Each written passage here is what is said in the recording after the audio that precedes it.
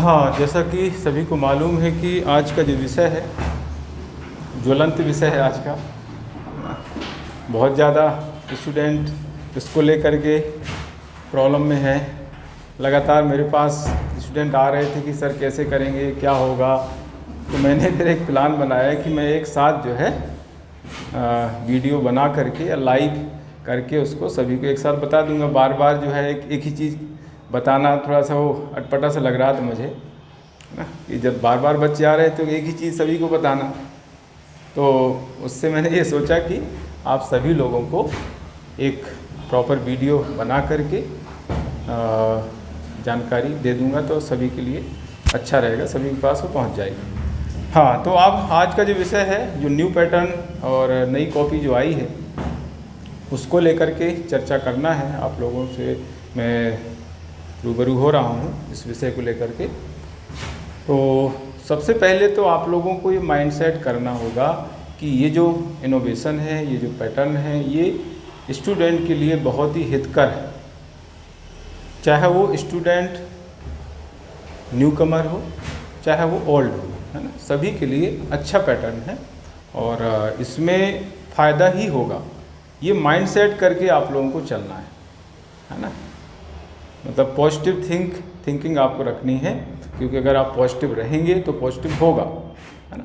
अगर आपने सोच लिया कि अरे यार ये तो पैटर्न तो बेकार है, अब इसमें हम कैसे लिख पाएंगे, कैसे होगा, क्या होगा, तो फिर वहाँ पर प्रॉब्लम हो जाएगी। इसलिए आप लोग ये सोच लें, ये माइंड सेट कर लें कि ये पैटर्न हमारे सभी के लिए हितकर होगा। चाहे वो कम स्पीड वाला स्टूडेंट हो, चाहे वो ज़्यादा स्पीड वाला स्टूडेंट हो। कम स्पीड वाला जो स्टूडेंट है उसको ये फ़ायदा होगा कि उसका पूरा पेपर अटेम्प्ट हो जाएगा, जो नहीं हो पाता था, छूट जाता था। जो ज़्यादा स्पीड वाला स्टूडेंट है, जिसका पेपर कंप्लीट हो जाता था, तो वो बचे हुए समय का जो उपयोग है वो अदर क्वेश्चंस में, ख़ास तौर से 15 जो मार्क्स के क्वेश्चन हैं उसमें कर सकता है और गुणवत्ता में वृद्धि कर सकता है, गुणवत्ता को बढ़ा सकता है, ज़्यादा से ज़्यादा मार्क्स जो है गेन कर सकता है। तो दोनों स्टूडेंट के लिए, दोनों प्रकार के स्टूडेंट के लिए हितकर ये पैटर्न आया है और बहुत अच्छा इनोवेशन है। मैं तो इससे काफ़ी खुश हूँ। अब हमें बात करनी है कि इसके क्या फ़ायदे हैं। पहले मैं बताऊंगा, इसको दो भागों में बांट करके मैं इस लेक्चर को, इस सेमिनार को बताऊंगा। पहले तो मैं बताने जा रहा हूँ कि इसके क्या फ़ायदे होने वाले हैं और फिर इस पैटर्न को किस तरीके से हमें जो है करना है, हमें क्या सावधानी बरतना है। तो फ़ायदा, सबसे पहले फ़ायदा ये है कि इसमें लिखना कम पड़ेगा। पहले बहुत ज़्यादा लिखना पड़ता था, है ना। मतलब पहले क्या होता था, जैसे सांड होता था उसको छुट्टा छोड़ दो तो वो कुछ भी अपने हिसाब से करता रहता था। अब जो है वो बैल हो गए, अब उसको बांध दिया गया है ना। तो अब जो है बंधे बंधे जो है काम करना है। सांड और बैल ये भी फ़र्क होता है ना। सांड को बांधते नहीं हैं, तो पहले सांड जैसी स्थिति होती थी कि लिखे जाओ, कुछ भी लिखे जाओ, कितना भी लिखे जाओ, है ना। अब जो है आपको बैल के रूप में करना है, अपने बिहेवियर में थोड़ा सा बदलाव लाना पड़ेगा, है ना। बाउंडेड कर दिया गया कि भाई आपको इतना ही लिखना पड़ेगा, इससे ज़्यादा आप लिखेंगे तो आपको प्रॉब्लम आ सकती है ना। तो नाथ जो है पीएससी ने डाल दी है। तो ये एक फ़ायदा है कि लिखना कम पड़ेगा, एक बाउंडेशन कर दिया गया है, लाइन फिक्स कर दी गई है, तो उतना ही आपको लिखना। उससे ज़्यादा अगर लिखते हैं तो आपके खिलाफ़ कार्रवाई हो सकती है, आपके मार्क्स कट सकते हैं। दूसरा ये है कि समय की बहुत ज़्यादा बचत होगी। लिखना कम पड़ेगा तो समय की बचत होगी। इस समय का उपयोग आप जो है अन्य क्वेश्चंस में, खास तौर से 15 नंबर के जो क्वेश्चंस हैं उनके आंसर्स में आप कर सकते हैं, अपनी गुणवत्ता को बढ़ा सकते हैं और ज़्यादा से ज़्यादा मार्क्स प्राप्त कर सकते हैं। पहले क्या होता था कि हमें क्वेश्चन भी लिखना होता था और उसकी क्वेश्चन नंबर लिखना होता था, उसकी हेडिंग भी लिखना होती थी, है ना। अब आपको पूरा लिखा हुआ मिलना है, तो ये एक टाइम बच जाएगा। अब देखो 15 क्वेश्चन जो है 3 नंबर के होते हैं, अभी भी होते हैं, पहले भी होंगे, पहले भी होते थे। और 6 नंबर के 10 क्वेश्चन आपको लिखने पड़ते, उनकी हेडिंग भी लिखना पड़ती थी। और 15 नंबर के 3 क्वेश्चन आपको लिखना होते थे, उनकी हेडिंग और उनके क्वेश्चन नंबर लिखने होते थे। तो अब ये सब नहीं करना पड़ेगा, तो कितना समय बच जाएगा, ये एक फ़ायदा है इसका। दूसरा, सीक्वेंस का भी बहुत चक्कर हुआ करता था पहले कि सीक्वेंस में लिखना है, नहीं अगर सीक्वेंस में लिख रहे हैं तो आपको बीच में कुछ पेजेज छोड़ना पड़ते थे। बाद में पता चला कि वो हम कुछ उसमें लिख ही नहीं पाए, टाइम ख़त्म हो गया तो पेज ही छूटे रह गए। तो ये समस्या पहले आया करती थी।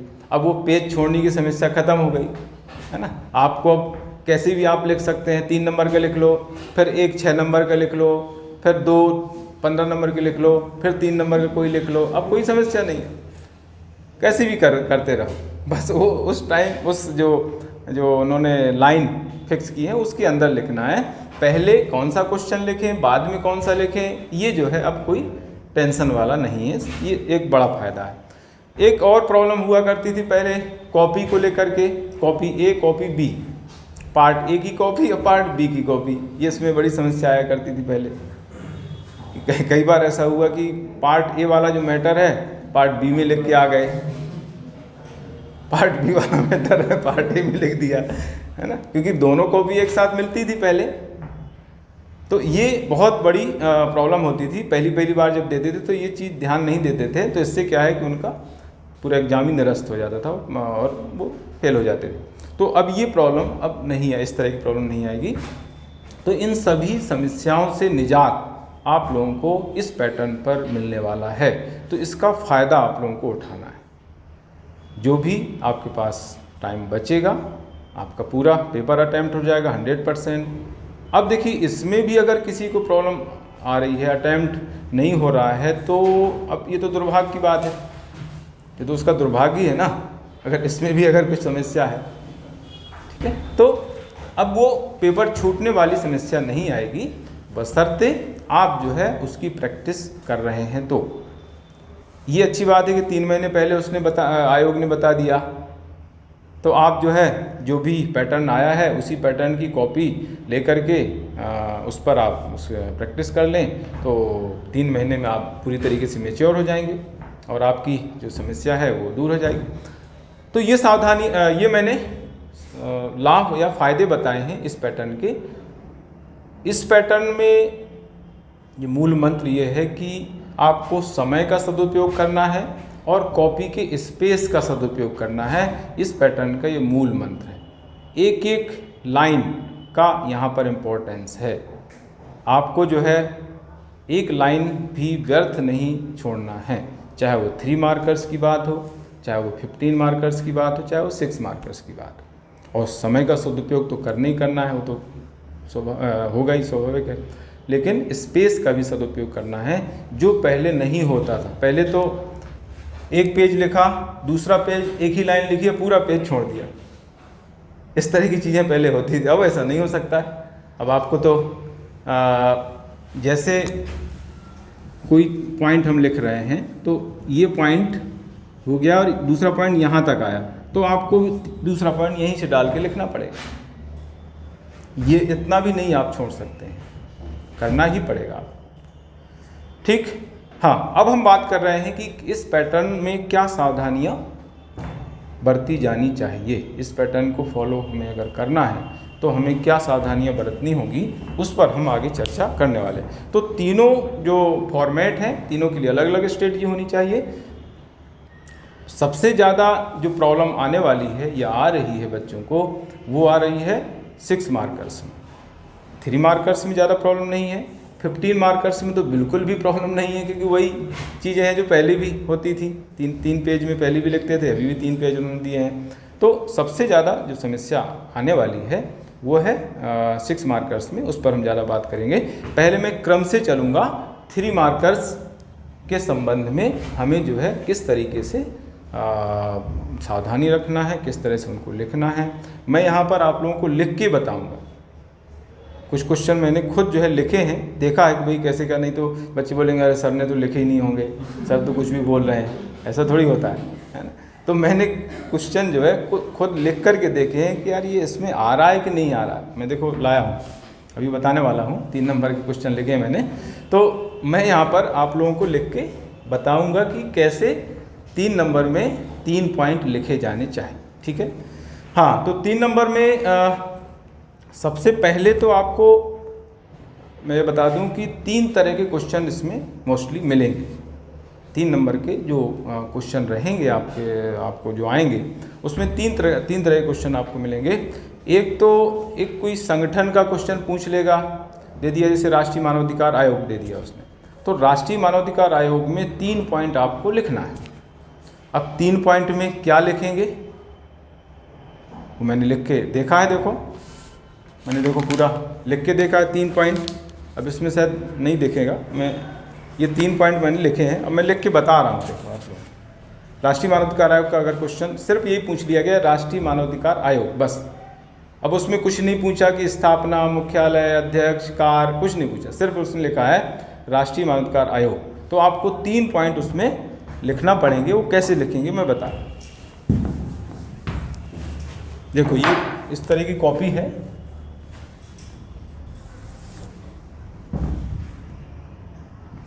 ये लगभग इतना ही होगी, इसमें तो खैर ज़्यादा है, इसमें कम रहेगी, पर मैं एक लगभग बता रहा हूँ।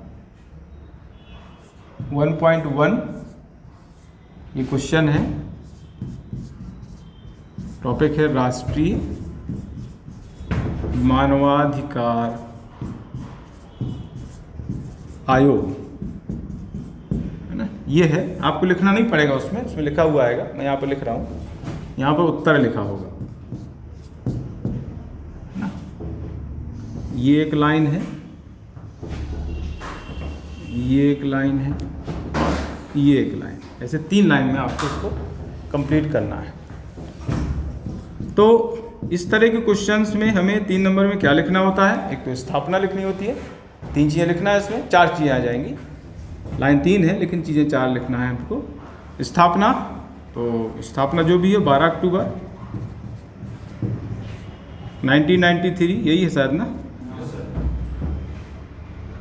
ये देखो कॉमा लग जाएगा, इसमें कॉमा लगा के आपको ज़्यादा चीज़ें लिखना है ना। अब यहाँ पर को लिखेंगे तो एक वर्ड काउंट हो जाएगा, तो वो ना लिख करके हम क्या लिखेंगे 12 अक्टूबर 1993, फिर मानवाधिकार अधिनियम का नाम लिखना है, मानवाधिकार संरक्षण अधिनियम, है ना। इसमें क्या है, पूरा वर्ड ना लिख करके आप उसको शॉर्ट में लिख देंगे, अधिनियम लिख चल जाएगा, अधिनियम। अब ये थोड़ी जगह कम है तो यहाँ पर के तहत अधिनियम की धारा 3 के तहत मैं यहाँ पर लिख दिया, पूरा ये सेंटेंस इसमें आ रहा है, मैंने लिख के देखा है। मैंने कॉपी में, जो आपको कॉपी मिलने वाली है उस कॉपी में मैंने लिख के देखा है, तो ये पूरा सेंटेंस जो है ऐसे आ जाता है। इतना पहली लाइन ऐसे लिखना है, ठीक है। अब दूसरी लाइन, मुख्यालय। अगर आपको यहाँ पे थोड़ा सा स्पेस कम पड़ रहा है तो नीचे है वगैरह, सॉरी है तो लिखना नहीं है, तहत मान लीजिए जैसे यहाँ नहीं आया तो यहाँ पर तहत नीचे लिख सकते हैं, कोई प्रॉब्लम नहीं, इतना चलेगा। मुख्यालय नई दिल्ली,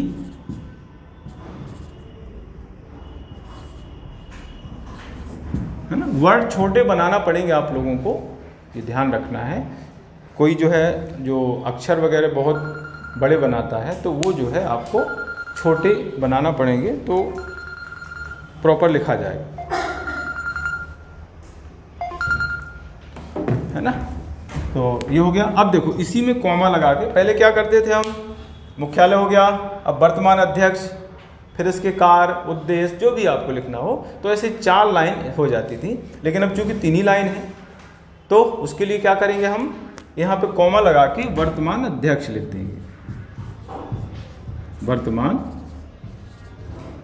अध्यक्ष कौन है अभी, HL दत्तू, यही है ना, HL दत्तू। ये भी दूसरी लाइन में पूरा आ रहा है, मैंने देखा हुआ है ना, मैंने बताया कि प्रैक्टिकल करके देखा है मैंने।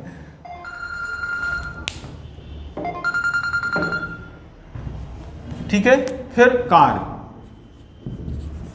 जो उसमें मेन चीज़ हो। अभी इसने पूछा तो है नहीं कि भाई हमें क्या लिखना है, ऐसी स्थिति में कार ही हम लिखेंगे। तो कार में मानवाधिकार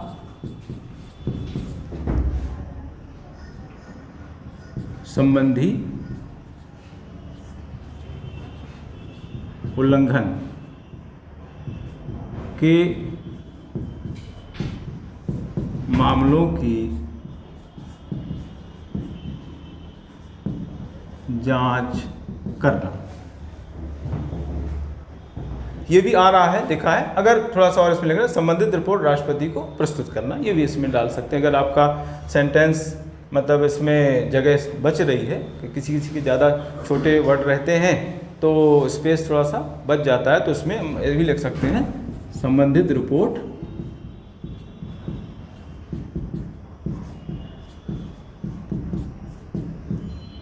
राष्ट्रपति को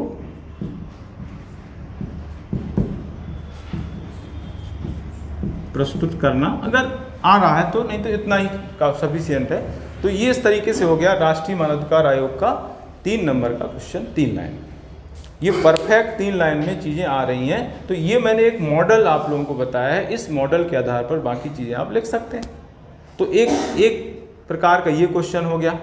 एक क्वेश्चन आपको 3 नंबर में आएगा परिभाषा से रिलेटेड, एक क्वेश्चन आपको परिभाषा से रिलेटेड भी पूछा जाएगा। एक क्वेश्चन आएगा जिसमें कार, उद्देश्य, भूमिका, गुण, लक्षण, विशेषताएं ये भी पूछ जाएंगे, तो उसमें 3 पॉइंट आपको लिखना पड़ेंगे। आई बात समझ में? 3 तरह के क्वेश्चन मोस्टली आपको 3 नंबर के जो क्वेश्चंस हैं उसमें मिलेंगे। एक इस तरह का क्वेश्चन मिलेगा, मैंने लिख के बताया है। एक आपको परिभाषा से रिलेटेड क्वेश्चन मिलेगा, और एक मिलेगा उसके डायरेक्ट कार पूछ लेगा या उसकी भूमिका पूछ लेगा। तो कार्य, भूमिका, उद्देश्य, लक्षण, विशेषताएं, गुण, दोष, इनसे संबंधित 3 पॉइंट आपको बहुत शॉर्ट में लिखना है। ठीक है, 3 पॉइंट बहुत शॉर्ट में लिखना है। अगर मान लीजिए एक ऐसा पॉइंट है थोड़ा सा बड़ा है, वो दूसरे लाइन में आ रहा है, जैसे मैंने अभी बताया, दूसरी लाइन में भी थोड़ा सा आ गया है, तो उस लाइन से ही दूसरा पॉइंट स्टार्ट कर दें।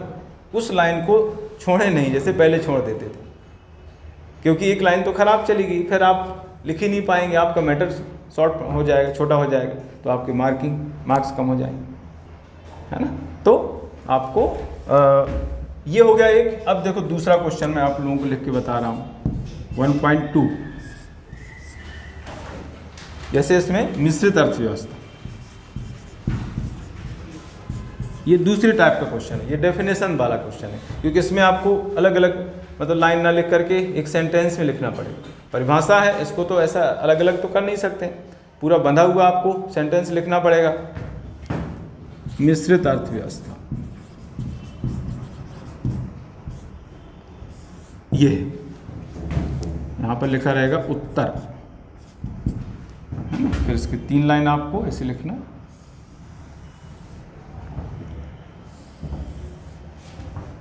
और ये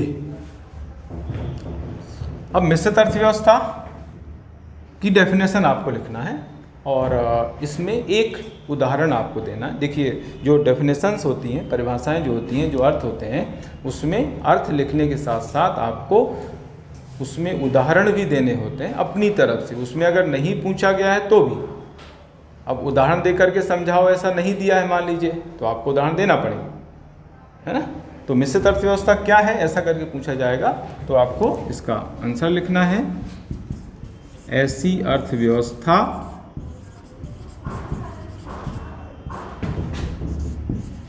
ये भी मैंने लिखा हुआ है, एक्चुअली लिख के देखा, वही चीज़ें मैं यहाँ पर लिख रहा हूँ जो मैंने लिखी हुई हैं। ऐसी अर्थव्यवस्था जिसमें सरकारी क्षेत्र तथा निजी क्षेत्र दोनों का सह अस्तित्व होता है।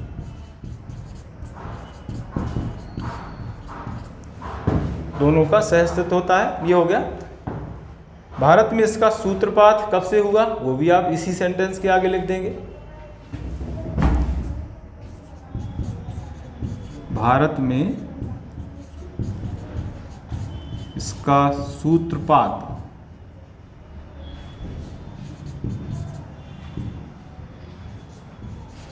प्रथम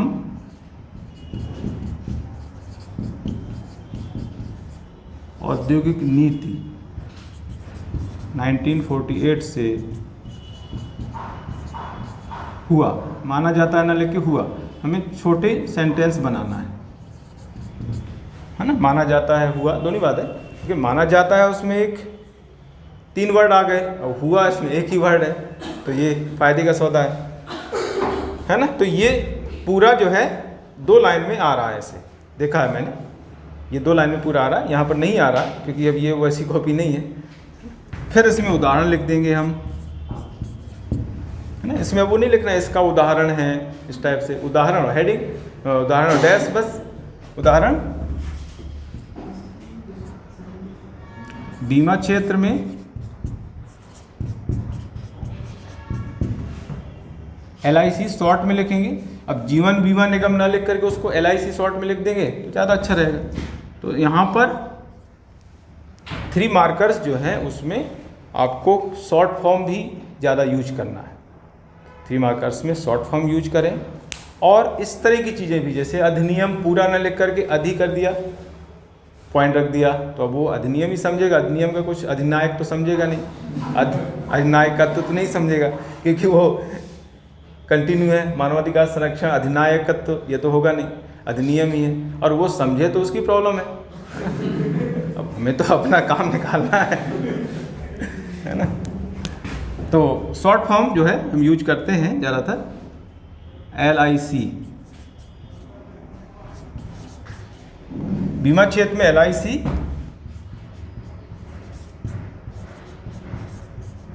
सार्वजनिक उपक्रम तथा, सॉरी इसको थोड़ा सा और शॉर्ट करना पड़ेगा, बीमा क्षेत्र में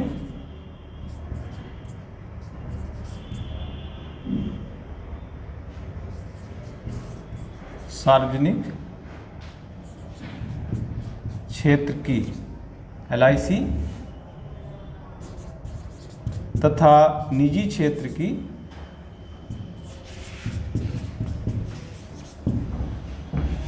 कोई भी लिख दो, कोटक महिंद्रा,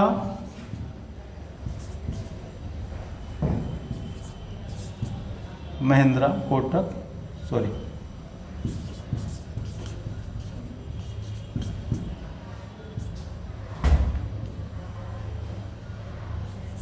की भागीदारी, ये भी एक पूरा सेंटेंस एक लाइन में आ रहा है। तो ये हो गया एक दूसरे टाइप का क्वेश्चन जिसमें डेफिनेशन आपको पूछी जाती है। तो डेफिनेशन आप लिख देंगे। इसमें मैंने 3 चीज़ें बता दी, देखो 3 पॉइंट हो गए। भारत में इसका सूत्रपात कब से हुआ और इसका एग्जाम्पल क्या है। हमारे यहाँ पर भारत में जो मिश्रित अर्थव्यवस्था है कैसे है उसका हम एग्जाम्पल लेकर के समझा देते हैं। तो ये जो है दूसरा टाइप का क्वेश्चन हो गया। इसके बाद एक क्वेश्चन आपको आएगा जिसमें उद्देश्य, उसका महत्व, भूमिका, कार्य, है ना, गुण, दोष, लक्षण, विशेषताएं, उनमें 3 पॉइंट उसमें पूछे जाते हैं कि 3 लक्षण लिखें या 2 लक्षण लिखें। कभी कभी 2 पूछ लेते हैं तो आपको 2 ही लिखना है, कभी कभी 3 पॉइंट पूछते हैं तो 3 लिखना है। हाँ, कभी कभी इसमें यह आ जाता है कि डायरेक्ट क्वेश्चन दे दिया उसने, जैसे उसने दिया कि राष्ट्रीय मानवाधिकार आयोग के अध्यक्ष कौन है, पूछा भी क्या है, राष्ट्रीय मानवाधिकार आयोग के अध्यक्ष कौन है, या राष्ट्रीय मानवाधिकार आयोग का गठन कैसे होता है। तो ये डायरेक्ट क्वेश्चन है। इसमें आपको गठन कैसे होता है तो ये लिखना है कि इसका जो गठन है मानवाधिकार संरक्षण अधिनियम 1993 की धारा 3 के तहत केंद्र सरकार द्वारा किया जाता है। और गठन भी एक लाइन में गठन भी लिख दो। तो इस तरह से क्वेश्चन भी बन जाते हैं जिसमें आपको एक ही लाइन हो सकता है लिखना पड़े, या 2 लाइन लिखना पड़े, या 3 लाइन भी लिखना पड़ सकती हैं। जरूरी नहीं है कि 3 ही लाइन सभी क्वेश्चंस में लिखना पड़े, ये विशेष बात ध्यान रखना है। जैसे पूछ लिया नीति आयोग का अध्यक्ष कौन होता है, तो नीति आयोग का अध्यक्ष पदेन अध्यक्ष प्रधानमंत्री होता है, वर्तमान में ये है, बस हो गए। अब उसमें ज़्यादा आपको लिखने की जरूरत नहीं। हाँ, अगर आपको थोड़ा सा देना ही है कुछ एक्स्ट्रा चीज़ तो नीति आयोग ब्रैकेट में लिख करके उसकी लिख दो स्थापना, बस नीति आयोग ब्रैकेट में स्थापना 1 जनवरी 2015 के पदेन अध्यक्ष प्रधानमंत्री होते हैं, वर्तमान में ये है बस। तो कई बार कई क्वेश्चन ऐसे आएंगे जो डायरेक्ट रहेंगे, उसमें आपको वही चीज़ लिखना है जो पूछी गई है, अनावश्यक बिल्कुल भी लिखने का प्रयास नहीं करना है। तो ये 2 क्वेश्चंस मैंने बताए। अब एक क्वेश्चन में और एग्जाम्पल के तौर पर बता रहा हूँ, जैसे सेबी के कार पूछ लिए गए, सेबी के कोई 3 कार लिखिए, ठीक है। अब वो 3 कार मैं लिख के बता रहा हूँ। तीसरा क्वेश्चन, तीसरे टाइप का क्वेश्चन, सेबी के कार। स्टूडेंट कहेंगे कि सर अपने सब्जेक्ट के ही एग्जाम्पल दे रहे हैं वो क्या कर सकते हैं। तीसरा है, देखो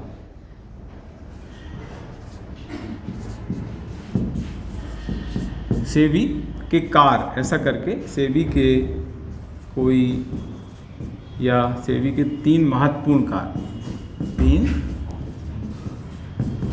महत्वपूर्ण कार करके आपको पूछे गए हैं। तो उसमें 3 पॉइंट कार के लिखना है जो इम्पोर्टेंट है, ऐसे।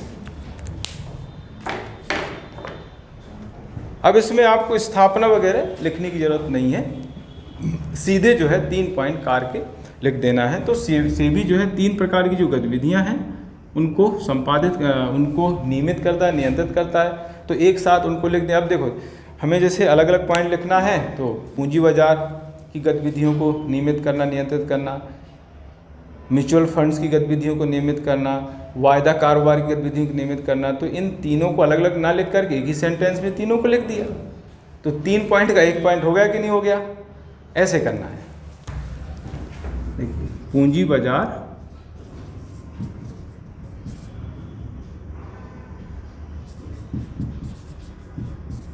कॉमा, कॉमा का यूज बहुत ज़्यादा इसमें करना पड़ेगा।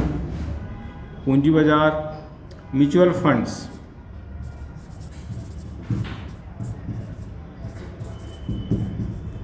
तथा वायदा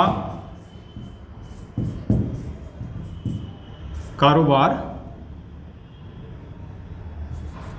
की, अब इसमें एक्चुअली वो नहीं आ रहा लेकिन आया है उसमें, मैंने जो सॉरी इसमें यहाँ से लिखना पड़ेगा, 1.5 लाइन में आया था ये, मैंने लिखा था वायदा कारोबार की गतिविधियों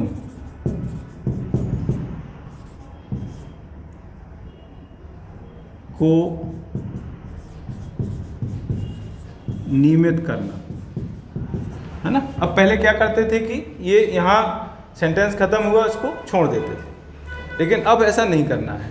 अब आपको दूसरा पॉइंट यहीं से स्टार्ट कर देना है ना, इतना स्पेस हमारा बच जाएगा। मैंने क्या बताया है कि टाइम का यूटिलाइज और स्पेस का यूटिलाइज पूरा इस पैटर्न पर करना होगा, तभी आपको उसका फ़ायदा मिल पाएगा।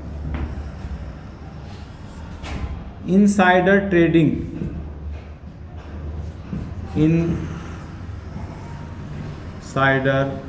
अब ये एक्चुअली इसमें नहीं आ रहा, लेकिन मैंने जैसा कि लिखा है, लिख के देखा है, तो ये 2 लाइन में ये 2 पॉइंट आ गए हैं, है ना। पहला पॉइंट 1.5 लाइन में आया और आधी लाइन जो बची हुई उसमें ये सेंटेंस आ गया था। इनसाइडर ट्रेडिंग को प्रतिबंधित करना, ये इनसाइडर ट्रेडिंग को प्रतिबंधित करना, ये दूसरा पॉइंट भी दूसरी लाइन में हो जाता है कंप्लीट, मैंने देखा है। फिर दूसरा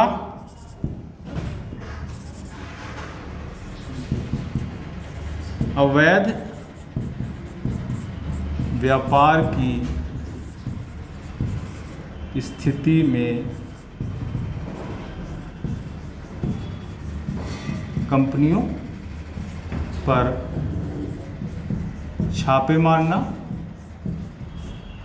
तथा संपत्ति जब्त करना। ये नया कार्य मैंने इसमें दिया है, बाद में ये जो शक्ति अधिकार जो मिला था सेबी को, वो मैंने इसमें लिखा है। तो ये 3 पॉइंट ऐसे 3 लाइन में कंप्लीट हो जाते हैं। उसका तरीका यही है कि आपको जो है ज़्यादा से ज़्यादा पॉइंट एक सेंटेंस में कंप्लीट करना पड़ेंगे और जगह का, स्पेस का यूटिलाइज करना पड़ेगा। तब आपको जो है ये म्यूचुअल फंड्स तथा वायदा कारोबार की गतिविधियों का नियमन करना, इसमें नियंत्रण भी हो सकता है, नियमन करना, नियंत्रित करना, लेकिन अब वो सेंटेंस ज़्यादा हो रहा था इसलिए उसको मैंने छोड़ दिया। फिर इसी में लिखा इनसाइडर ट्रेडिंग को प्रतिबंधित करना। अब यहाँ पर मैं एक्सप्लेन नहीं करूँगा कि इनसाइडर ट्रेडिंग क्या होती है, ये बात की बात है ना, क्योंकि इतना टाइम नहीं है। जैसे दूसरा है आज, फिर दूसरा है तीसरा पॉइंट होगा, दूसरा लिखा है मैंने। तीसरा पॉइंट है अवैध व्यापार की स्थिति में कंपनियों पर छापे मारना तथा संपत्ति जब्त करना, है ना। ये तो मैंने एग्जाम्पल दिया है, वैसे तो सब पता है आप लोगों को, सब लोग पढ़े हुए हैं, है ना, जानते ही हैं लगभग। तो ये इस तरीके से 3 टाइप के क्वेश्चन आपको 3 मार्कर्स में मिलेंगे।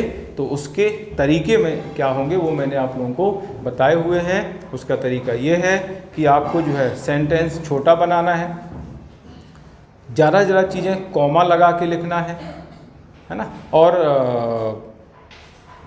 शॉर्ट फॉर्म का यूज करना है ना। इस तरह की चीज़ें लिखने, जैसे मैंने अधिनियम वगैरह इस तरह से लिखा है, तो उसका यूज करना पड़ेगा आप लोगों को अपने सेंटेंस में, ठीक है। और अगर ये स्पेस खाली बचता है तो वहीं से जो है दूसरा पॉइंट आपको स्टार्ट करना पड़ेगा, उसको छोड़े नहीं तो फिर आपका जो मैटर है वो कम हो जाएगा, क्योंकि स्पेस बिल्कुल लिमिटेड है। और इधर आपको नहीं लिखना है, ये भी ध्यान रखें, उसमें दिया गया है कि अगर स्पेस जो स्पेस दिया है उससे अगर आप इधर उधर लिखेंगे तो नंबर काट लिए जाएंगे, ज़्यादा लिखेंगे तो नंबर काट लिए जाएंगे। उसमें ये भी है कि बच्चे ऐसा भी करेंगे कि यहाँ पर जैसे लिख दिया और इसमें नीचे लाइन है तो यहाँ पर भी लिखेंगे, जैसे अब यहाँ पर लिख दिया फिर इसमें भी लिखेंगे, ऐसा नहीं करना है, आएगी प्रॉब्लम, देखना बच्चे ऐसे करेंगे, है ना। मतलब अब 4 लाइन 6 लाइन ऐसे हो जाएंगी अगर देखा जाए, है ना। देखो कैसे होगा, यहाँ से लिखेंगे बच्चे ये, फिर इसके नीचे, फिर यहाँ से, फिर इसके नीचे, फिर यहाँ से और फिर इसके नीचे, ऐसे ये 6 लाइन हो गई। ये 2 3 4 5 6, ये 1 लाइन नीचे अगले प्रश्न की हो गई। तो ऐसा नहीं करना है, 3 ही लाइन आपको लिखना, क्योंकि वो वर्ड भी तो बता रहे हैं, वो वर्ड भी तो ज़्यादा हो जाएंगे आपके। तो इस तरह की चीज़ें आपको बिल्कुल भी नहीं करना है। 3 नंबर में जो है डायग्राम वगैरह अवॉइड करें, नहीं बनाएं। पहले तो 3 नंबर में डायग्राम बना देते थे, छोटा सा इधर जो है मैप बना दिया जाता था इस तरह से, इससे तो बना सकते हैं ज़रूरत के हिसाब से। जैसे अब ये बना दिया, एक कोई स्पेस उसने पूछा है तो यहाँ पर मेंशन कर दिया, तो ऐसा बन सकता है। ऐसा नहीं कि 3 नंबर में डायग्राम नहीं बना सकते, मैप नहीं बना सकते, बनाया जा सकता है। पहले बनाते थे और उसमें मार्किंग भी होती थी, अच्छी मार्किंग होती थी। अभी भी ये चीज़ हो सकती है साइड में, जैसे ये मतलब यहाँ तक ये लाइन है तो यहीं पर साइड में जो है और थोड़ा सा इधर यहाँ पर ये डायग्राम या चार्ट इस टाइप से या ग्राफ बना सकता है छोटा सा, लेकिन ज़रूरत के हिसाब से बहुत कम क्वेश्चंस में ऐसा करना है। 6 नंबर में 15 नंबर में डायग्राम आपको ज़्यादा से ज़्यादा बनाना है। 3 नंबर में इस तरह की चीज़ें करना उतना ज़रूरी नहीं है, 1-2 में कर सकते हैं। अगर कोई ज्योग्राफी का कोई ऐसा कोई स्थान पूछ लिया जाता है तो उसको फिर मैप के माध्यम से हम दर्शा देंगे तो ज़्यादा अच्छा रहेगा, लेकिन सभी में इतनी ज़रूरत नहीं है। तो ये मैंने 3 मार्कर्स के बारे में स्ट्रेटजी आप लोगों को बताई है, और इसमें अगर किसी को कोई डाउट है तो बाद में पूछ सकता है ना। मैंने अपनी तरफ से चीज़ें बता दी हैं, और फिर भी अगर किसी को कुछ पूछना है, क्वेश्चंस हैं किसी के, तो आगे बता दूँ। इसके बाद हम बात कर रहे हैं 6 मार्कर्स की। सबसे ज़्यादा जो प्रॉब्लम आ रही है वो 6 मार्कर्स में ही आ रही है, उसी को लेकर के काफ़ी दुविधा स्टूडेंट में बनी हुई है। तो दुविधा बिल्कुल दिमाग से निकाल दें, उसमें भी कोई प्रॉब्लम नहीं आना है। उसमें कितनी 10-11 लाइन है शायद ना, 10, 11, 12 इस टाइप की लाइन है, कहीं 10 है, कहीं 11 है, कहीं 12 है। तो उसमें भी कोई समस्या आपको नहीं आने वाली है। मैं बता देता हूँ किस तरीके से इसको हमें लिखना है, क्या करना है।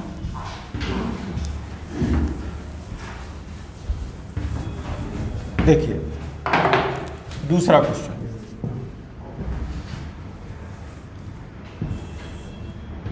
इसमें 11 से 12 लाइन लगभग रह रही हैं, 2.21 इस टाइप से है ये। यहाँ पर आपका प्रश्न लिखा रहेगा। इसमें ये भी एक समस्या है कि उसमें हिंदी में लिखा है, फिर नीचे इंग्लिश में भी लिखा है। तो कई बच्चों को पता नहीं क्या पूछ रहे हैं स्टूडेंट, बाद में पूछ लेना जो भी पूछ रहे हैं। पहले जो है ऊपर जो है लिखा हुआ है हिंदी में और फिर नीचे इंग्लिश में लिखा है। तो कई लोगों का सवाल है कि सर इंग्लिश में लिखा है तो अब यहाँ से हम लिखें कि नहीं लिखें। तो उसमें गैप है, ऐसा नहीं कि अब यहीं पर यहाँ नहीं लिखा है इंग्लिश में इधर लिखा हुआ है। तो इस लाइन के लिए गैप है, तो इसी लाइन से आपको स्टार्ट करना है। इस लाइन को छोड़ना नहीं है, चाहे वो 3 मार्कर्स की बात हो, चाहे 6 मार्कर्स की बात हो, चाहे 15 मार्कर्स की बात हो। हिंदी में इधर लिखा हुआ है, उसके जस्ट नीचे इंग्लिश में लिखा हुआ है। ये जो लाइन है ये पूरी छुटी हुई है, तो इसी लाइन से आपको स्टार्ट करना रहेगा, है ना। तो इस तरीके से ये लाइन है, करीब 11 से 12 लाइन आपको मिलेंगे इसमें, इस टाइप से। कितने हो, 1 2 3 4 5 6 7 8 9 10 और ये 11 लाइन ऐसे, ठीक। हाँ, अब हमें क्या करना है, यहाँ भी 2 तरह के क्वेश्चन आपको मिलेंगे। एक ऐसे मिलेंगे जिसमें हमें पॉइंट लिखना होंगे और एक ऐसे मिलेंगे जिसमें हमें पैराग्राफ लिखना होगा। सीधी सीधी क्वेश्चन है, जैसे गुण है, दोष है, लक्षण है, विशेषताएं है ना, महत्व है, भूमिका है, प्रासंगिकता है, उपयोगिता है। इन सभी में आपको क्या लिखना है, पॉइंट लिखना है, हेडिंग नहीं लिखना है यहाँ पर, है ना। 15 नंबर के जो क्वेश्चंस होते हैं उनमें हमें हेडिंग लिखनी होती है। 6 नंबर के जो क्वेश्चन लिखने जो होते हैं उनमें हमें पॉइंट लिखने होते हैं। उधर हेडिंग को डिस्क्राइब करना होता है, यहाँ पर जो डिस्क्रिप्शन है उसी को सीधे पॉइंट में हम लिख देते हैं, और जो खास वर्ड होता है उसको अंडरलाइन कर दिया जाता है। तो ये एक तरीके से 6 नंबर के हिसाब से ये हो जाता है। मैंने कई बार क्लासेस में बच्चों को बताया है कि कैसे हमें 6 नंबर और 15 नंबर में लिखना होता है। तो 6 नंबर के जो क्वेश्चंस होते हैं उसमें हेडिंग नहीं लिखना है। हेडिंग ना लिख करके हम क्या करेंगे, पॉइंट लिखेंगे, और पॉइंट में जो मेन वर्ड आएगा उस वर्ड को अंडरलाइन कर दिया जाता है। तो एक तरीके से हेडिंग ही हो गया, उसकी नज़र उस पर डायरेक्ट पड़ जाएगी, भाई इसके बारे में लिखा हुआ है ये पॉइंट, है ना। और पॉइंट एकदम छोटा लिखना है, जितने छोटे पॉइंट होंगे उतने ज़्यादा पॉइंट आप लिख पाएंगे। मान लीजिए आपने 3 लाइन का एक पॉइंट लिखा तो आप तो 2 ही पॉइंट लिख पाएंगे। 3 लाइन में एक पॉइंट आप कंप्लीट कर रहे हैं तो 2 से 3 पॉइंट आप ज़्यादा से ज़्यादा लिख पाएंगे, इससे ज़्यादा तो आप लिख ही नहीं पाएंगे क्योंकि लाइन लिमिटेड है यहाँ पर। अगर एक एक लाइन के पॉइंट लिखेंगे तो आप 9-10 पॉइंट लिख लेंगे, 9 से 10 पॉइंट आप लिख पाएंगे अगर छोटा पॉइंट रहेगा। तो आपको ये प्रैक्टिस करनी पड़ेगी अभी से कि हम छोटे पॉइंट बनाएं और सारगर्भित होने चाहिए। ऐसा नहीं कि कुछ भी पॉइंट बना के लिखाए, तो कुछ भी लिखने से थोड़ी नंबर मिलेंगे। वो सारगर्भित होना चाहिए, वो पूरा जो पॉइंट आप लिख रहे हैं उसका एक्चुअल मीनिंग होना चाहिए, सामने वाला पढ़े तो उसका मतलब उसको समझ में आए, है ना। ये बहुत ज़रूरी चीज़ होती है, सारगर्भित आपको पॉइंट लिखना होते हैं और छोटे पॉइंट लिखना होते हैं। दूसरे पैराग्राफ, दूसरे कुछ क्वेश्चन ऐसे आएंगे जो पैराग्राफ में आपको लिखना पड़ेंगे, है ना। 2 तरह के क्वेश्चन मैंने बताए हैं, ये 6 मार्कर्स में रहेंगे और 15 मार्कर्स में भी रहेंगे, पॉइंट वाले और पैराग्राफ वाले। पैराग्राफ वाले कौन से क्वेश्चंस होते हैं, जिनमें कोई कोटेशन दिया रहता है, कुछ कोटेशन दिया है उसको डिस्क्राइब करना है। जैसे दे दिया भाई इस कथन की व्याख्या कीजिए, अब उस कथन की व्याख्या पॉइंट में तो कर नहीं पाएंगे, पैराग्राफ में ही आपको करना पड़ेगी। अब स्टूडेंट पूछते हैं कि सर यूपीएससी में पैराग्राफ चलते हैं और एमपीपीएससी में पॉइंट चलते हैं, सही बात है। तो क्वेश्चन ऐसे आते हैं ना यहाँ पे, यूपीएससी में सीधे क्वेश्चन आते ही नहीं है ना। मौलिक अधिकारों की विशेषताएं कभी नहीं आपने यूपीएससी में देखा होगा क्वेश्चन, मौलिक अधिकारों को उपयोगिता, जैसे पिछली बार ही आया था सर, डीपीएसपी की उपयोगिता आई थी पिछली बार, तो इस तरह के क्वेश्चन जो है यूपीएससी में नहीं आते हैं। या मौलिक अधिकारों का वर्णन कीजिए, कभी नहीं आएगा यूपीएससी में, वहाँ तो कोटेशन वाइज क्वेश्चन आते हैं। तो कोटेशन जब आएंगे तो उसको पॉइंट में आप कैसे लिखोगे, हेडिंग कैसे लिखेंगे, उसको तो पैराग्राफ में डिस्क्राइब करना पड़ेगा। तो यूपीएससी में इसीलिए ज़्यादातर पैराग्राफ चलते हैं और एमपीपीएससी में ज़्यादातर पॉइंट चलते हैं, क्योंकि सीधी सीधी पूछ लेता है लक्षण, विशेषताएं, गुण, दोष। तो वो अब लक्षण पूछे हैं तो आप पैराग्राफ में तो लिखेंगे नहीं ना, वो तो पॉइंट, लक्षण तो पॉइंट ही हेडिंग में ही आएंगे, है ना। तो वो वजह होती है। हाँ, तो इसमें क्या करना है, अब ये बात यहाँ पर प्रस्तावना और निष्कर्ष की आती है कि कहाँ पर प्रस्तावना लिखें, कहाँ पर निष्कर्ष लिखें। तो इसमें प्रस्तावना 1 लाइन में लिखें या 1.5 लाइन। और प्रस्तावना में लिखना क्या है, जैसे अब मान लीजिए आपको मैंने आज ही ऐसे बताया, WTO के बारे में आज ही बताया मैंने, सुबह जो लेक्चर था उसमें WTO पूछ लिया आपको, तो WTO में उसका गठन बताना है और उसका मुख्यालय और वर्तमान महानिदेशक, बस। तो ये 1 लाइन में पूरा आ जाएगा। WTO की स्थापना 1 जनवरी 1995 को हुई, इसका मुख्यालय जिनेवा है, वर्तमान महानिदेशक ये है। बस 3 चीज़ें जो है 1 लाइन में आप बता देंगे। कोशिश यही करें कि 1 लाइन में उसको कंप्लीट कर लें। तो ये आपका इंट्रोडक्शन हो गया, देखो 1 लाइन का हो गया। दूसरा तरीका ये है कि उसी में स्थापना, फिर कॉमा मुख्यालय और कॉमा वर्तमान निदेशक, वो भी 1 लाइन हो गया। तो 1 लाइन, अब उस लाइन में दूसरी चीज़ तो हम लिख नहीं पाएंगे, तो इससे अच्छा तरीका है पूरा सेंटेंस ही बना दो, ज़्यादा सही है। बात वही हो गई ना, आप लिख रहे हैं स्थापना इस समय, फिर कॉमा मुख्यालय, कॉमा वर्तमान महानिदेशक। अब इसके बाद फिर तो कोई चीज़ें लिखी नहीं जा सकती हैं उसमें, तो उसका तरीका ये है कि उसमें उसको एक सेंटेंस में लिख दो, पूरा सेंटेंस। WTO की स्थापना इसमें हुई, इसका मुख्यालय यहाँ पर है, वर्तमान निदेशक ये, खत्म।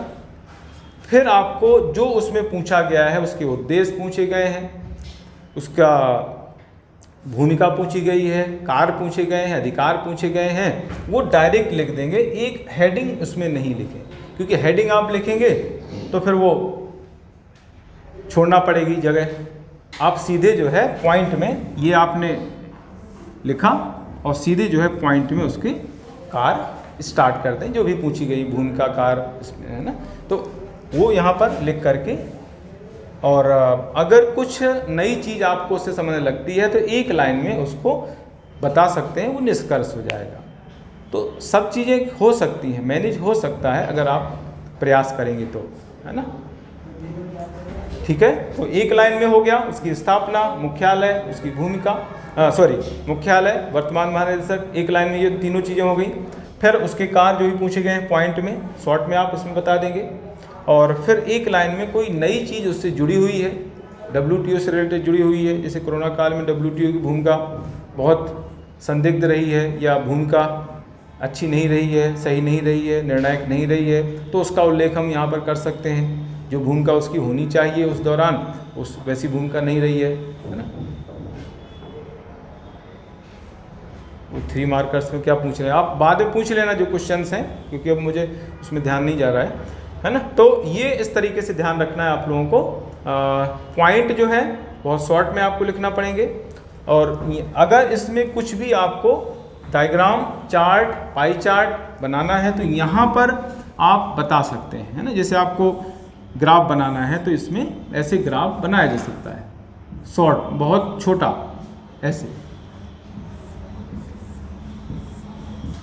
ऐसे ग्राफ जो है यहाँ पर बन सकता है। या चार्ट बनाना है तो शॉर्ट में चार्ट बन जाएगा इस तरह से, या पाई चार्ट बनाना है तो यहाँ पर पाई चार्ट बन जाएगा साइड में। डायग्राम, आपको कोई डायग्राम बनाना है या कोई मैप बनाना है तो मैप ऐसे बन जाएगा, है ना, बन सकता है। बस प्रैक्टिस करनी पड़ेगी, माइंड सेट करना पड़ेगा कि हमें इतने में ही सब कुछ करना है ना। ये माइंड सेट अगर कर लिया तो सब कुछ हो जाएगा, कोई समस्या नहीं आनी है। ठीक है, पहले क्या होता था, 2-3 लाइन में प्रस्तावना लिखते थे, 2-3 लाइन में निष्कर्ष लिखते थे, तो वो हटा दो तो बात वही स्पेस बच जाएगा आपको, सीधी सी बात है ना। स्टूडेंट हर उसमें 2-3 लाइन की प्रस्तावना तो लिखता ही था और निष्कर्ष भी 2-3 लाइन का लिखता था। तो 3 लाइन की प्रस्तावना, 3 लाइन की निष्कर्ष, 6 लाइन ही हो गई। अब 6 लाइन आप कम कर दो तो उतनी तो बचेगी। हो गया आंसर। ठीक, तो ये है 6 मार्कर्स के बारे में। 6 मार्कर्स में कुछ क्वेश्चंस में आपको diagram, chart, pie chart, graph, map ये बनाना है और अनिवार्य रूप से बनाना है। सभी में नहीं आता है, सभी में जैसे अब सेबी के उसने कार पूछ लिया तो सेबी कार में तो डायग्राम कुछ ऐसा बनेगा नहीं, है ना, और वहाँ पर उतना ज़रूरी भी नहीं है। लेकिन कहीं ऐसा करना होता है, हमें ज़रूरी होता है, तो वो आपको साइड में बहुत छोटे में बनाना पड़ेगा, है ना। छोटे छोटे डायग्राम जो है ऐसे बन सकते हैं, तो आपका क्वेश्चन ऐसे कवर हो जाएगा। निष्कर्ष सभी 6 मार्कर्स में ज़रूरी नहीं है। जो कुछ ऐसी ज्वलंत चीज़ें हैं, उससे रिलेटेड कोई नई चीज़ अगर आ गई है तो उसको हम लिख सकते हैं। क्या बोल रहे हैं, निष्कर्ष के बारे में बता रहा हूँ कि 6 नंबर में निष्कर्ष लिखना जरूरी नहीं है। अगर उससे जुड़ी हुई कोई नई चीज़ आपको पता है, कोई ज्वलंत चीज़ है, कोई नया चेंज आया है, तो उसको जो है आप 1 लाइन में, 1.5 लाइन में लास्ट में लिख सकते हैं। ठीक है। पहले क्या होता था, जैसे पैराग्राफ में लिख रहे हैं तो पैराग्राफ में जो है हम ऐसे स्पेस दे करके लिख देते थे, ज़्यादा स्पेस। जैसे अब ये पैरा मैं ही बताता था खैर कि जैसे अब ये पैरा जो है, पहली लाइन हो गई, ये हो गई पहली लाइन इंट्रोडक्शन की। फिर दूसरी जो लाइन है थोड़ा सा स्पेस दे करके आप लिखेंगे। पहले ज़्यादा स्पेस देते थे, जैसे यहाँ से पहला पैरा स्टार्ट कर दिया हमने, तो ऐसा नहीं करना। पहली लाइन आपको यहीं से लिखना है। दूसरा जो पैरा है उसको थोड़ा सा इधर से थोड़ा सा स्पेस दे के लिख देंगे। फिर दूसरा, ये पहली लाइन हो गई, दूसरा पैरा हो गया, और ये तीसरा पैरा है। पैरा 2 छोटे छोटे पैरा इसमें बना करके आपको 6 नंबर में पैराग्राफ में लिखना है, अगर पैराग्राफ में उसको लिखने की ज़रूरत हो तो ऐसे 3 चीज़ें हो गई। 1 लाइन इंट्रोडक्शन की हो गई और 2 पैरा छोटे छोटे इसके हो गए। ठीक है। और पैराग्राफ जो है आपको छोटे छोटे बनाना है। पैराग्राफ चेंज करने का मतलब होता है कि हमने मैटर चेंज कर दिया है ना। कई बार देखते हैं कि एक ही पैराग्राफ तो चेंज हो गया, लेकिन उनका मैटर तो चेंज ही नहीं हुआ। एक ही बात को हर पैराग्राफ में लिख रहे हैं, तो पैराग्राफ चेंज करने का फ़ायदा क्या हुआ। पैराग्राफ चेंज करने का मतलब होता है आपका मैटर चेंज हो गया है, तभी तो पैराग्राफ चेंज हुआ ना। एक मैटर एक पैराग्राफ में लिखना होता है, जब हमारा मैटर चेंज हो जाता है तो पैराग्राफ चेंज होता है। ये उसका तरीका है। ठीक है। तो ये हो गया उसका परिचय। फिर उससे संबंधित एक बात आपको बतानी है, फिर उसी संबंधित दूसरी बात आपको बतानी है। तो ऐसे जो है 3 चीज़ें एक 6 मार्कर्स में लिखना, अगर उसको पैराग्राफ में हमें लिखना है तो। और पैराग्राफ जैसा कि मैं बताया कि छोटे छोटे होना चाहिए, बड़े पैराग्राफ नहीं होना चाहिए। ज़्यादातर बच्चे क्या करेंगे, एक ही पैराग्राफ में पूरा आंसर लिख देंगे, जो गलत होगा। पैराग्राफ आपको चेंज करना ही पड़ेगा, क्योंकि मैटर चेंज होता है। तो मैं 6 मार्कर्स के बारे में बता रहा था आप लोगों को कि 6 मार्कर्स में समय का स्पेस का यूटिलाइज करना है, और साइड में जो है कोई diagram, chart, pie chart, map, है ना, फ्लो चार्ट, जो भी आप उसमें रिक्वायर्ड हो। क्वेश्चन की प्रकृति के हिसाब से होता है, किसी में जो है हमें डायग्राम बनाना होता है, किसी में मैप बनाना होता है, किसी में ग्राफ बनाना होता है। जैसे कुछ डेटा हैं अलग अलग सन के, तो उसमें हम ग्राफ बना देते हैं। मान लीजिए कोई जैसे जन्म दर पूछ ली, या मृत्यु दर पूछ ली, या जनसंख्या वृद्धि दर पूछ ली, या कुपोषण पूछ लिया, है ना। तो गरीबी का कोई क्वेश्चन है, तो उसके अलग अलग सन में उसके डेटा आपको याद होना चाहिए, और उसके अकॉर्डिंग आपको जो है उसका ग्राफ बनाना पड़ेगा। जैसे कोई परसेंटेज, अलग अलग परसेंटेज, जैसे ऊर्जा का परसेंटेज अलग अलग है, तो उसमें पाई चार्ट हम बना देते हैं इस टाइप से, ना, इस टाइप से ऐसे बना देते हैं, ऐसे ऐसे जो भी है परसेंटेज इसमें दर्शा दिया जाता है। तो ये क्वेश्चन की प्रकृति के हिसाब से ऐसा करना होता है, 6 नंबर में भी और 15 नंबर में भी। तो मैंने अभी 6 मार्कर्स की स्ट्रेटजी आप लोगों को बताई है। इसमें अगर किसी और को क्वेश्चन पूछना हो तो आगे पूछ सकता है। 15 नंबर में कोई ज़्यादा प्रॉब्लम स्टूडेंट को नहीं आने वाली है। हैं? अंतर कैसे लिखेंगे? अच्छा हाँ, अंतर कैसे लिखेंगे, सही बात। तो अंतर भी वही है। अंतर अपन जो लिखते थे वैसे भी लिखते थे, है ना। जैसे उसने जीडीपी, जीएनपी, ऐसे जीडीपी और जीएनपी, तो उसमें भी वही ऐसे पॉइंट, क्योंकि 5-7 पॉइंट, 5, 6, 7 ये इस तरह से पॉइंट बन जाएंगे। सेम वही स्थिति है ना। अंतर जो है आपको वैसे ही लिखना जैसे पहले लिखते थे। यहाँ पर जीडीपी, जीएनपी लिख दिया, फिर इसमें जो है इसके अंतर्गत आपको सेंटेंस लिखना है, छोटे सेंटेंस आपको लिखना पड़ेंगे, और 6-7 पॉइंट, 8 पॉइंट जो भी जितने भी आ सके उतने आपको लिखना है ना। है आधार इसमें अगर आ सके तो लिख सकते हैं, आधार आ जाएगा, वैसे आधार भी आ जाएगा यहाँ पर आधार लिख के। लेकिन आधार अगर नहीं आ रहा तो छोड़ सकते हैं उसको, क्योंकि आधार में थोड़ा सा प्रॉब्लम हो सकती है लिखने में। तो सीधे जो है आप डायरेक्ट भी पॉइंट लिख सकते हैं तो चल जाएगा, है ना। ठीक, तो इस तरीके से अंतर लिखना है। और मैंने ये अंतर पहले भी बताया है, वही अंतर का फॉर्मेट जो है आपको इसमें भी यूज आ जाएगा, कोई प्रॉब्लम नहीं आएगी। 15 नंबर में एक्चुअली कोई ज़्यादा चेंज नहीं है। 15 नंबर के जो आंसर्स हैं उसमें स्ट्रेटजी वही रहेगी जो अभी सब लोग अपना रहे हैं। बस इसमें ये करना है कि आपको डायग्राम चार्ट अनिवार्य रूप से देना है। कोई भी 15 नंबर का जो क्वेश्चन है उसमें आपको कुछ ना कुछ क्रिएटिव वर्क करना पड़ेगा, है ना। आप अगर सीधा आंसर लिख रहे हैं 15 नंबर का, तो उसमें आपको 5-7 नंबर से ज़्यादा नहीं देने वाला है। अब वो समझ नहीं आ रहा क्या पूछ रहे हैं वो, अभी बाद में पूछ लेना, वो एकदम ध्यान नहीं जाता है। जब तक मैं देखता हूँ तब तक वो हट जाता है स्क्रीन में, तो इसलिए मैं अभी थोड़ा सा बताने में असमर्थ हूँ। बाद में मैं सबसे पूछूंगा क्वेश्चन जिनके होंगे उनके जवाब दूंगा। हाँ, तो 15 नंबर की मैं बात कर रहा हूँ। 15 नंबर में आपको कुछ ना कुछ जो है क्रिएटिव वर्क करना पड़ेगा। आप सीधा अगर 15 नंबर का क्वेश्चन लिखेंगे, पहले भी अभी भी, वो तो कॉमन बात है, दोनों स्थितियों में सेम ही है, उसमें कोई अंतर स्ट्रेटजी में नहीं आना है। लेकिन आपको जो है कुछ ना कुछ क्रिएटिव वर्क करना पड़ेगा। क्वेश्चन की प्रकृति के अकॉर्डिंग उसमें diagram, chart, flow chart, pie chart, graph जो रिक्वायर्ड हो उसके हिसाब से आपको लिखना है। और तभी आपको जो है 15 में 10 नंबर 12 नंबर तक मिल सकेंगे। अगर आप ऐसा नहीं करेंगे, सीधा आंसर लिखेंगे, तो उसमें फिर आपके नंबर बहुत कम रहेंगे, 5 से 7 नंबर, 8 नंबर ज़्यादा उसमें देगा। और उसमें जो है अपडेट भी रखना, उसमें जो है कुछ नई चीज़ें डाल करके उसको आपको अपडेट करना है, उसमें एग्जाम्पल आपको देना पड़ेगा।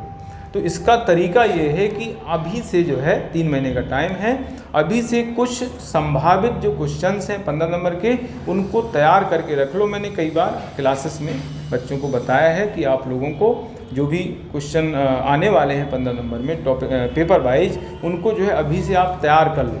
उसमें कोई डायग्राम वगैरह सोच कर बना सकते हैं। अब आप सोचें किसी बुक से डायग्राम या नोट से डायग्राम मिल जाए तो ज़रूरी नहीं है कि मिल जाए, आपको खुद जो है डायग्राम सोचना पड़ेंगे। मैंने बहुत सारे टॉपिक्स कराए हैं जिसमें डायग्राम मैंने खुद क्रिएट किए हैं, खुद बनाए हैं डायग्राम, मैंने बताए हैं आप लोगों को क्लासेस में, है ना। तो आपको खुद जो है डायग्राम के बारे में सोचना पड़ेगा कि इसको जो भी मैटर रहता है उस मैटर के अकॉर्डिंग जो है डायग्राम आपको सोचना है और उसको जो है बना करके अभी से तैयार कर लेना है। और उसमें जो नई चीज़ें हैं, नए डेटा हैं, नए एग्जाम्पल हैं, नई घटनाएं हैं, उनको जो है उससे अपडेट करके उसको अच्छे से प्रिपेयर कर लेना है। अगर इस तरह का प्रिपेयर किया हुआ क्वेश्चन आपके एग्ज़ाम में आ जाता है तो आपको 10 से 12 नंबर निश्चित रूप से मिल जाएंगे। एक चीज़ और इम्पॉर्टेंट, 3 नंबर के क्वेश्चंस कंप्लीट करने के बाद अब 15 नंबर के कर लें कंप्लीट, है ना। पेपर का जो सीक्वेंस है उसमें आपको ध्यान रखना है कि 3 नंबर का क्वेश्चन पूरे क्वेश्चन कर लें। 15 नंबर के जो भी आ रहे हैं उसमें अगर कुछ नहीं आ रहे हैं तो छोड़ सकते हैं, बाद में उसको देख लें, है ना। उलझे नहीं। अगर आपको एक बार में सीधा उसका आंसर पता चल रहा है, आ रहा है, तो उसको नोट लिख दें, है ना। फिर आपको 15 नंबर के क्वेश्चन कंप्लीट कर लेना है। तीनों अगर नहीं आ रहे हैं तो कम से कम 2 कर ही लें। फिर आपको 6 नंबर के जो क्वेश्चन हैं जो अच्छे से आ रहे हैं उनको कंप्लीट कर लें। फिर बाद में जो क्वेश्चन कम आ रहे हैं उनको करके आ जाएं। उनमें जो भी आपको 5 मिनट 10 मिनट का टाइम जो भी बाद में मिलता है उसमें जो है वो देख लें कौन कौन से क्वेश्चन हमारे छूटे हुए हैं, उनको थोड़ा थोड़ा लिख करके आ जाएं। तो ये तरीका आपको अपनाना पड़ेगा इस पैटर्न के हिसाब से। जो आपको ज़्यादा अच्छे से क्वेश्चन आ रहे हैं उनको आपको पहले करना है। 3 नंबर का तो खैर करना ही है। 3 नंबर के क्वेश्चन में क्या है कि जल्दी हो जाते हैं, और जल्दी हो जाने से क्या है, हमें कॉन्फिडेंस आ जाता है कि हमने चलो एक पोर्शन पूरा अच्छे से कर लिया है ना। तो 3 नंबर के जो क्वेश्चन आ रहे हैं उसको करें। फिर 15 नंबर के क्वेश्चन कर लें, जितने आ रहे हैं 1 2 कम से कम 2 तो आपको करना ही है। और फिर जो 6 नंबर के क्वेश्चन हैं जो आ रहे हैं अच्छे से उनको कंप्लीट करके बाद में जो कम आ रहे हैं उनको कंप्लीट करें। मैंने आपको पहले ही बताया है कि 3 नंबर के कुछ क्वेश्चंस ऐसे ज़रूर रहेंगे जो आपको बिल्कुल भी नहीं आ रहे होंगे, तो उनको जो है आप छोड़ के आ जाएंगे तो भी कोई लॉस नहीं होने वाला है, क्योंकि आपको उसके बारे में कुछ भी पता नहीं है। थोड़ा बहुत अगर पता है तो आप एक आध लाइन लिखाएं, ज़्यादा लाइन उसमें ज़्यादा समय खर्च नहीं करें, क्योंकि उसका कोई फ़ायदा नहीं मिलने वाला है। और बिल्कुल भी नहीं आ रहा, सुना ही नहीं आपने उसके बारे में, तो आप छोड़ना बेहतर है। अगर आप लिखते हैं तो आपका टाइम भी जाएगा और दूसरा इंप्रेशन भी ख़राब पड़ेगा, है ना। आपको पूछा गया है आम, आप लिख रहे हैं अमरूद के बारे में, है ना। आम के बारे में पूछा है, आप लिख रहे हैं अमरूद, तो अब उसको लगेगा कि यार ये तो बिल्कुल अलग ही लिख रहा है ना। अब वो जो आपने लिखा है उसका जो असर है अच्छे क्वेश्चन पर पड़ सकता है। वो सोचेगा कि यार ये तो बहुत बत्तीबाज है, इसने देखो कैसी बत्ती दी, हमने पूछा क्या है लिख क्या रहा है, तो ऐसी बत्ती इसने अदर क्वेश्चंस में भी दी होगी। भले ही आपने अच्छा लिखा हो, लेकिन माइंड सेट ऐसा हो जाएगा उसका कि यार ये तो बहुत गपोड़ी व्यक्ति है ना, गप मत दे रहा है यहाँ पर, तो ऐसे व्यक्ति फिर कैसे हम सिलेक्ट करें। तो इस तरीके से जो है ऐसे क्वेश्चंस को आप बिल्कुल छोड़ दें, और इससे कोई लॉस भी नहीं होने वाला है, क्योंकि अदर लोग जो हैं उनके साथ भी प्रॉब्लम यही होने वाली है। वो लिखेंगे तो उनको लिखने दो, आप मत लिखो, ठीक है। तो इस तरीके से जो है आपको स्ट्रेटजी अपनानी है, और एग्ज़ाम देते समय अपने आप को कूल रखें। ये सबसे इम्पॉर्टेंट बात मैं बता रहा हूँ कि आप जो है डिमोरलाइज नहीं हो। क्या होता है कि हमने क्वेश्चन देखे, लगातार क्वेश्चन देखे और वो नहीं आ रहे हैं, धड़ाधड़ नहीं आ रहे, तो पसीने पसीने हो जाते हैं, पसीना आ जाता है, अरे अब क्या करें, है ना। तो ये चीज़ नहीं होना चाहिए। आप ये सोचें कि हमने पढ़ाई की है और हमें प्रॉब्लम आ रही है, तो अदर लोगों को भी तो प्रॉब्लम आ रही होगी। भाई हमने कोई बैगन थोड़ी छीले हैं, हमने भी तो पढ़ाई की है, और हमसे नहीं आ रहे हैं, हमको प्रॉब्लम आ रही है, तो अदर लोग भी परेशान हो रहे होंगे, तो ठीक है, अच्छी बात है, तो कंपटीशन है, उनको भी प्रॉब्लम आ रही होगी।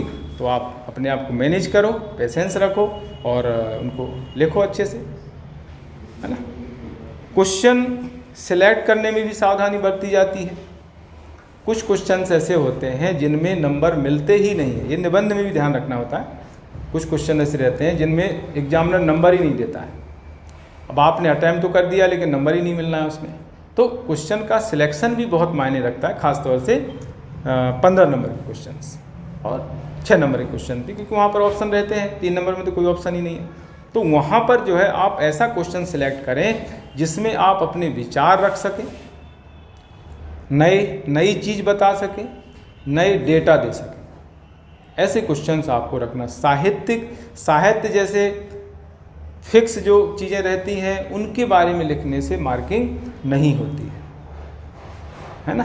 कुछ इनोवेशन हो, कुछ नई चीज़ उसमें हम डाल सकते हों, कुछ नया कर सकते हों, कुछ नए सुझाव दे सकते हों, ऐसे क्वेश्चंस और ऐसे निबंध हमें लिखना चाहिए। उनसे जो है ज़्यादा अच्छी मार्किंग होगी। ये विशेष बात ध्यान रखना है, ठीक है। तो ठीक है, मेरे ख्याल से अभी फ़िलहाल के लिए तो काफ़ी है, और फिर आगे भी मैं इस तरह का सेमिनार लेता रहूँगा, आप लोगों को मार्गदर्शन देता रहूँगा। अभी एग्ज़ाम के नज़दीक जो है क्या हमें सावधानी बरतनी है, किस तरह से हमें तैयारी करनी है, उस समय भी बताऊँ। बीच में एक और सेमिनार इस तरह से आयोजित करके उस समय मैं आप लोगों को बताऊँगा, ठीक है। तो आप लोग अब क्वेश्चन पूछ सकते हैं, जो भी डाउट हैं आप लोगों के। बीच बीच में बहुत सारे क्वेश्चन पूछ